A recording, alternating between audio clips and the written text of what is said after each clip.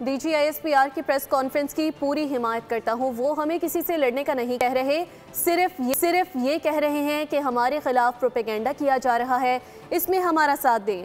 वज़ीर आला बलूचिस्तान सरफराज बुख्ती की इस्लामाबाद में प्रेस कॉन्फ्रेंस। कहा, बलूचिस्तान में कोई ऑपरेशन नहीं हो रहा, हुकूमत और करप्शन से नाराजगी हो सकती है लेकिन रियासत का कोई गुनाह नहीं।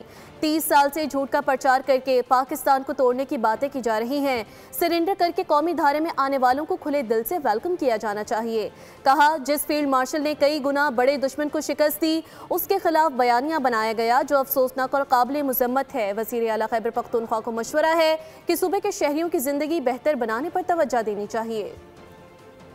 बनाया जाता है और वो पॉलिटिकल नैरेटिव बनाया जाता है against state of Pakistan, against Pakistan armed forces, against field marshal himself. मुझे बिल्कुल अच्छा नहीं लगता कि एक फेलो पॉलिटिशियन जो है वो एंटी स्टेट सिक्योरिटी रिस्क उसको कहा जाए और बजा तौर पे कहा जाए। अच्छा बिल्कुल नहीं लगता है, लेकिन क्या हमें अपने रवैयों पे गौर करने की ज़रूरत नहीं है? ये जंग जो है ये हम सबकी जंग है, जिसमें मीडिया है, जुडिशरी है, पॉलिटिशियन है, इसमें ऑल वॉक्स ऑफ लाइफ। ऐसी सिचुएशन में कि जब दो प्रोविंसेस एक सीरियस किस्म की इंसर्जेंसी को फेस कर रहे हैं, अब ऐसी सिचुएशन में आपने this is you who have to choose. कौम ने चूज करना है और कौम ने चूज किया अपने फोर्सेस के साथ खड़ा होने को, कि बलूचिस्तान में लोग अपने फोर्सेस के साथ थे, अपनी फोर्सेस के साथ हैं, अपनी फोर्सेस के साथ रहेंगे। तो मैं समझता हूं कि हमें रियासत को कमज़ोर करने वाला बयानिया जो है उसको तर्क करना पड़ेगा।